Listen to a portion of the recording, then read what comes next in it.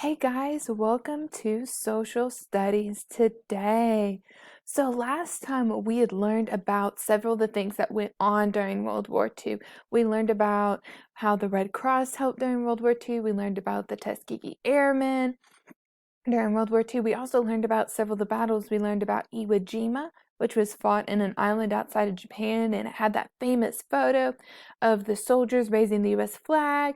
Then we also learned about D-Day, where Hitler had taken over France, but the United States and a lot of the other allies sent our soldiers in and took over. That's when the war started turning around and we started winning the war. So today I'm going to be talking about the end of the war. Starting on May 8th, 1945, is something called VE Day. What do you think the letters VE stand for in VE Day? Well, let's find out. So it says here that it had been 6 years since Hitler started the war, and the United States had been in the war for 4 years. So that means if you were 9 years old when the United States was bombed in Pearl Harbor, you would be 13 years old at the end of the war. So that helps you kind of think of how long the war lasted. But finally, Germany was starting to get defeated. Germany and Italy. And on May 8th, 1945, Germany surrendered.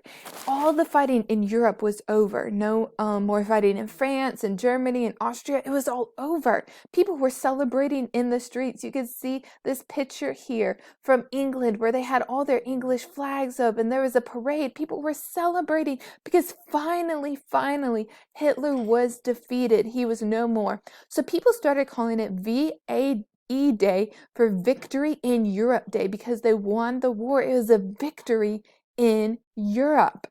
However, just because we got the victory in Europe doesn't mean the whole war was over. Because if you remember, the United States was still fighting in Japan. And there was still a lot of fighting to be done. In fact, we had to drop 2 big bombs in Japan. And after a lot of very hard fighting in both Europe and Japan, Japan finally announced that they were surrendering on August 14th, 1945. And they signed the official documents on September 2nd, 1945. So here's a picture of the documents being signed to end the war. Now, people were excited about VE Day because we won the war in Europe, but on VJ Day, Victory in Japan Day, we had won the war all around the world. The war was totally over, and there was so much celebrating in the streets. People were so excited. My grandmother was a girl during this time, and she said she remembers she was on her bike and getting the newspaper, and big on the cover it said the war was over and that they were won, and she was so excited. In fact, there's a famous photo taken of a soldier going up and kissing a nurse on the street because he was so excited during the parade about the end of the war. So to this day, people celebrate VJ Day, but they celebrate it on lots of different. Some people celebrate it on August 14th when the Japanese first said, "We're surrendering, this is the end of the war." Some people celebrate it on August 15th because back then we didn't have the internet or things like that, so news traveled slower. So that's when a lot of people first heard about it on August 15th.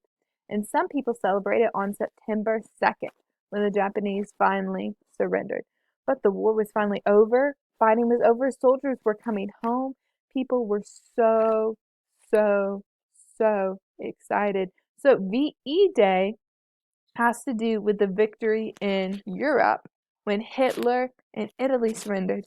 And VJ Day has to do with the victory in Asia when Japan surrendered. All right, so what happened after the war?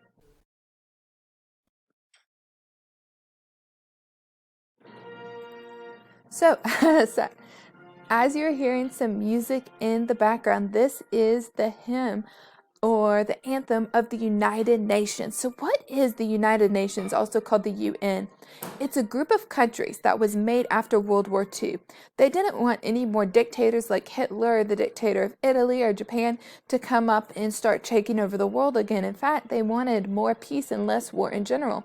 So they formed the United Nations. It's a group of countries that meet together to try to make peace. There are countries from all over the world there. China's in the United Nations, United States is in the United Nations, so is Iraq, so is lots of different countries are all in the United Nations trying to work together to make peace. Now, of course, we don't have perfect peace. There's a lot of war going on, but oftentimes the United Nations will come and help in a war to try to protect a country if it's being taken over or something like that. And they also do stuff like provide food to people who may not have it and do stuff like that. So that's what the United Nations is. Right here, you can see a picture of all the United Nations having a meeting, all the different people from the different countries coming to United Nations.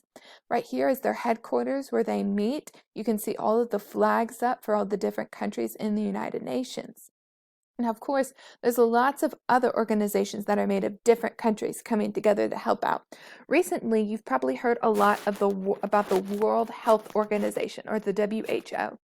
And their job is to try to keep people healthy. They learn about diseases and stuff and try to let different countries know about them. So recently, with the coronavirus or the COVID-19, they have been the ones telling everyone, telling all the different countries about what's going on. And they're made up of lots of different countries working together.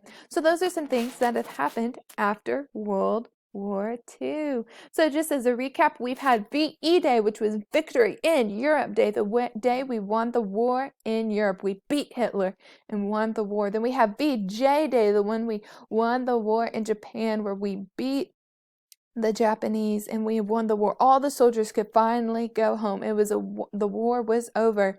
And then after the war was over, we founded several organizations like the UN. The World Health Organization was also founded for countries working together. Awesome. All right. So that was social studies for today. I hope you have a great day. Bye, guys.